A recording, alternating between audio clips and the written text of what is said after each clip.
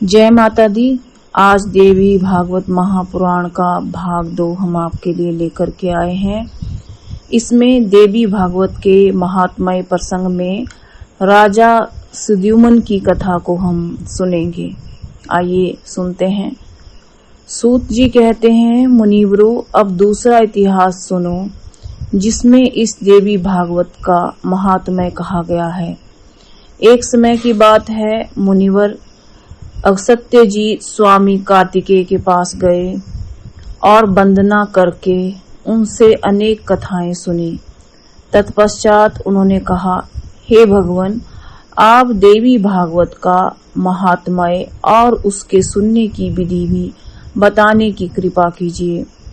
स्वामी कार्तिकेय ने कहा, ब्रह्मांड श्रीमद् देवी भागवत के महात्म्य को विस्तार से कौन कह सकता है, फिर भी मैं संक्षेप में इसे कहता हूँ, सुनो।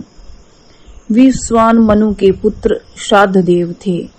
उन्हें कोई संतान नहीं थी।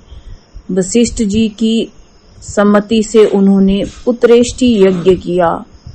विश्वान मनु की स्त्री का नाम श्रद्धा था। श्रद्धा ने होता से प्रार्थना की, ब्राह्मण, आप ऐसा उपाय कीजिए कि मेरे गर्भ से कन्या उत्पन्न हो। तब होता मन ही मन कन्या उत्पन्न हो यूं संकल्प करके हवन करने लगे। इस विपरीत भावना के फलस्वरूप इला नाम की कन्या उत्पन्न हुई।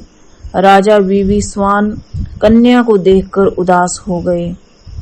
उन्होंने गुरुदेव से कहा, यहाँ आपका संकल्प उल्टा फल देने वाला कैसे हो गया। राजा की बात सुनकर मुनिवर वशिष्ठ ध्यानस्थ हो गए। उन्हें मालूम हो गया कि होता इस व्यतिक्रम के कारण है। तब इला को पुरुष बनाने के लिए मुनि ने भगवान